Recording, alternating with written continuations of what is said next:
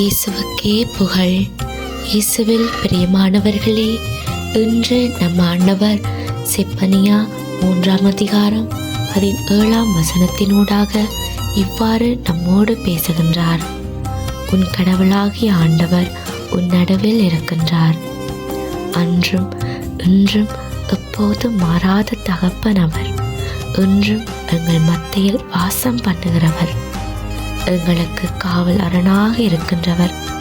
எங்களோடு இருக்கும்போது ஏன் நாம் அடுத்தவர்களுக்கும் பிரச்சனைகளுக்கும் பயப்பட வேண்டும்? இஸ்ரேலின் ஆண்டவர் எங்களோடு இருப்பதால நாங்கள் எதற்கும் பயப்பட தேவையில்லை.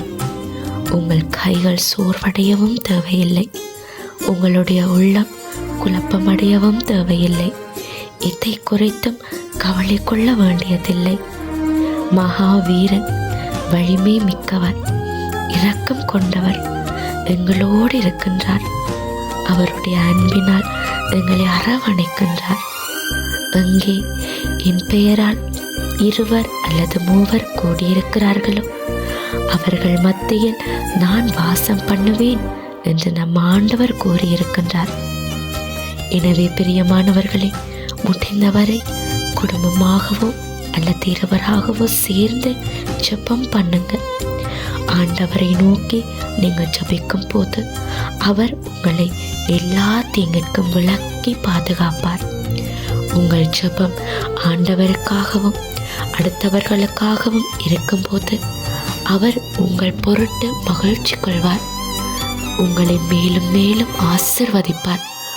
அடுத்தவர்களுடைய தேவைகளுக்காக நீங்கள் ஜெபிக்கும் போது உங்களுடைய தேவைகள் எல்லாம் தானாகவே உங்களுக்கு வாய்க்கும். பிரியமானவர்களே, நேற்றைய தினம் அகமதாபாத்தில் நிகழ்ந்த விமான விபத்திலே உயிரிழந்த சகல ஆன்மாக்களுக்காகவும் ஜெபம் செய்வோம். நித்தியலை பாற்றி அவர்களுக்கு கொடுத்தரலாம்.